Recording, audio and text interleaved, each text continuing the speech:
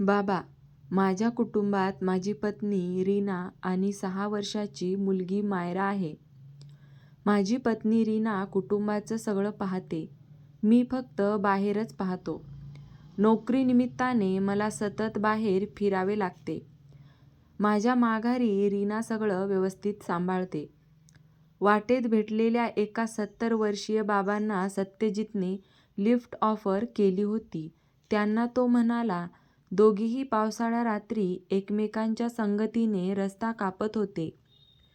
मुसळधार पाऊस असल्याने सगळीकडे पाणी साचले. त्यामुळे सत्यजितला घरी जायला उशीर झाला होता. पण बेटा, जास्त वेळ कुटुंबांपासून दूर राहणे ठीक नसते. मानवी मन समजणे कठीण असते.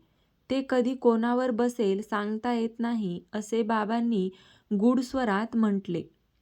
बाबा, मी नोकरी-धंद्याच्या निमित्ताने अनेक देश फिरलो आहे. अनेक सुंदर स्त्रिया या निमित्ताने माझ्या सान्निध्यात आल्या, पण मला त्यांच्याबद्दल तसं काही वाटलं नाही. सत्यजितने त्याची बाजू स्पष्ट केली. बाबा, वाटलं असेल, पण तू मनात दाबलेस. मला नाही वाटत तसं, सत्यजित म्हणाला. बाबा, बरं ऐक, मी तुला एक पत्ता देतो, त्यावर तू आज जाणार आहेस. तुला तिथे एक वेगळे जग पाहायला भेटेल. तू कल्पनाही केली नसशील इतका वेगळा अनुभव तुला तिथे मिळेल. आहे का तुझी इच्छा, असं बाबांनी सत्यजितला सुचवलं. पाऊस खूप कोसळत आहे बाबा. रीना घरी एकटीच आहे. ती माझी वाट पाहत आहे. सत्यजित थोडं थांबून म्हणाला. इथे कोणी कोणाची वाट पाहत नाही. सगळे आपलं आयुष्य आनंदात आणि सुखात कसं जाईल यासाठी प्रयत्नशील असतात. बाबा असं हसून म्हणाले. मला नाही वाटत रीना माझी नक्कीच वाट पाहत असेल. तिचा मला आज अनेकदा फोनसुद्धा येऊन गेला आहे, असं सत्यजित ठाम स्वरात बाबांना म्हणाला. तुझी बायको तुझी वाट पाहत असेल, तू गेला नाहीस तर ती अस्वस्थ होईल. बाबा हळू आवाजात अर्थपूर्ण स्वरात पुटपुटले.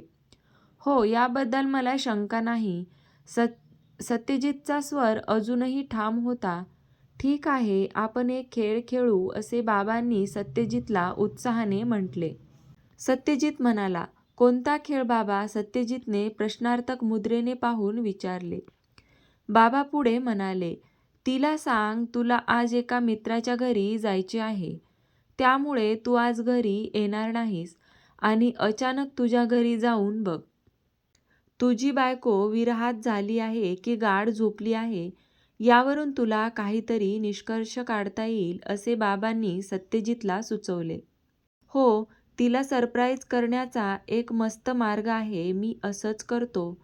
सत्यजित उत्साहाने म्हणाला. पण त्याला कुठे ठाऊक आहे की तो त्याच्या बायकोला सरप्राईज देणार नव्हता, तर तीच त्याला सरप्राईज देणार होती.